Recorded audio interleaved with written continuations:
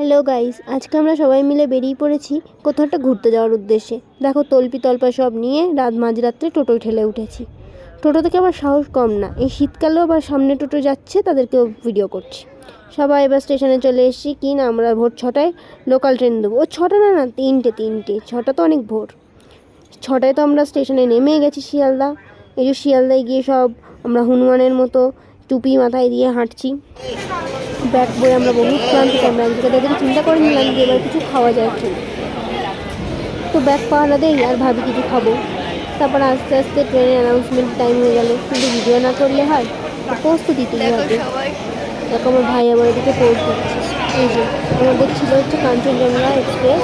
আমরা সবাই যাচ্ছিলাম হচ্ছে শিয়ালদা টু গুয়াহাটি। এই জন্য এটা আমাদের 13 নম্বর প্ল্যাটফর্মে দিয়েছে বলে আমরা সব তল্পি নিয়ে হাঁটা লাগিয়েছি 13 নম্বর প্ল্যাটফর্মের দিকে। কিন্তু দেখো আমার মা সামনে আর হেঁটে যেতে পারছে না, নিজের থেকে ওয়েটে বেশি ব্যাগ নিয়ে নিয়েছে। এদিকে আমি আমাদের বড় ট্রলি ব্যাগ অনায়াসে তুলে নিয়েছি। আস্তে আস্তে আমাদের গুড মর্নিং হলো। সবাই ট্রেনে বসে বসে আলোচনা করছে আমাদেরকে নিয়ে। মাঝখানে আমি আর ভাই একটু খিল্লি করে নিলাম। ওপরে আমার বোন তো ঘুমিয়েই পড়েছে। তারপর আমরা ওপর থেকে দেখলাম যে এরা নিচে চিপস পার্টি করছে, আর আমিও ভাবলাম চলো একটু ক্যাডবেরি খেয়ে নেওয়া যাক। এরা চিপস পার্টি করছে তো আমি একটু চকলেট পার্টি করি। পার্টিও করলাম। পার্টি করার পর ভাবলাম ভারী কিছু খেতে হবে। তারপরে চলে এলো বাড়ি রান্না করা কচুরি না সরি পরোটা আর ঘুগনি। ওই দেখ ওরা ওইদিকে বসে আছে আর আমরা এইদিকে সব খাই। আমরা এরকম কচুরি আর পরোটা খেয়ে এবার আমরা জব্বর ঘুম দেবো। এখন মালদায় দাঁড়িয়ে ট্রেনটা এখন আমাদের নিউ জলপাইগুড়ি এসে দাঁড়িয়েছিল, আর আমি একটু সাহস করে ভিডিও করলাম। রাত 3:30 ট্রেনটা আমাদেরকে তল্পি নিয়ে বললো যাও গুয়াহাটি এসে গেছে, এবার নেমে পড়ো। নামলাম, নেমে এবার শুরু করলাম গুয়াহাটি স্টেশন ধরে 1 নম্বর প্ল্যাটফর্মে যাওয়া, কারণ সেখানে আমাদের গাড়ি দাঁড়িয়ে আছে। চলো হাঁটতে থাকো।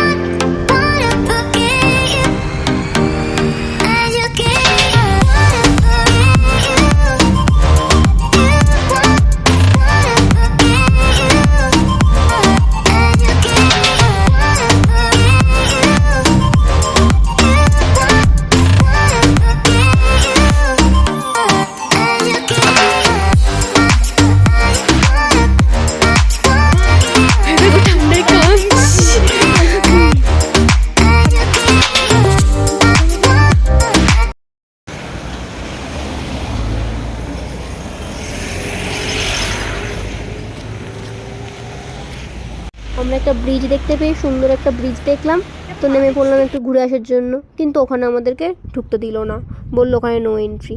তাই আমরা আবার রাস্তার ভিউ দেখতে দেখতে রাত 3:30 থেকে চলছি। সকালে গেলো ওই দেখো চেরি ব্লুজম ট্রি, কি সুন্দর লাগছে, পুরো পিঙ্কিশ হয়ে গিয়েছে। যতটা পারলাম তুললাম। এই যে শিলং সিটি, আমরা শিলংয়ে প্রায় হোটেলে পৌঁছেই গেছি।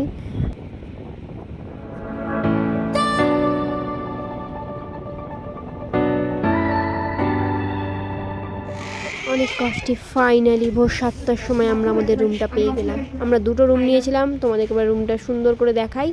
এই যে আমাদের এই একটা রুম দেখাচ্ছি, আর একটা রুম পাশের রুমটাতেই আছে। এই রুমটাতে আমরা 3 জন থাকবো, আর পাশের রুমটাতে আমরা 3 জন।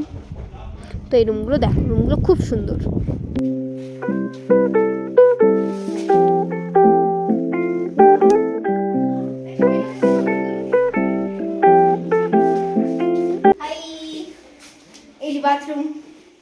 এই যে বাথরুম, আর এই যে আমাদের যেখান থেকে আমাদের দুজনকে দেখা যাবে।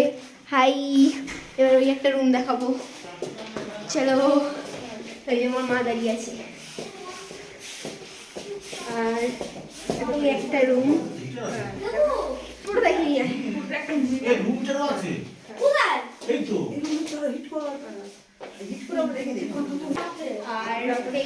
একটা বুঝতে পারছি না।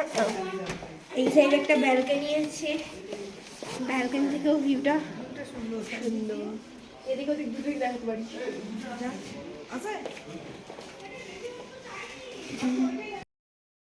কি ঠান্ডা, এই দেখো আমরা খেতে বসেছি।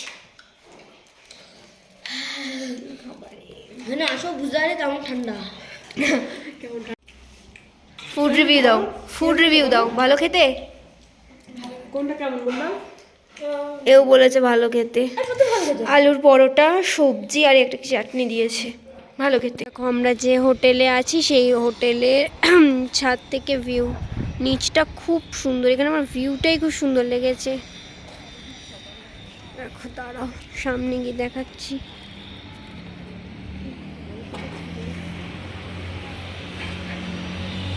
আমার মা এখানে অলওয়েজের মতো গামছা বাঙালি সব কিছু নদী দেওয়া শুরু করে দিয়েছে।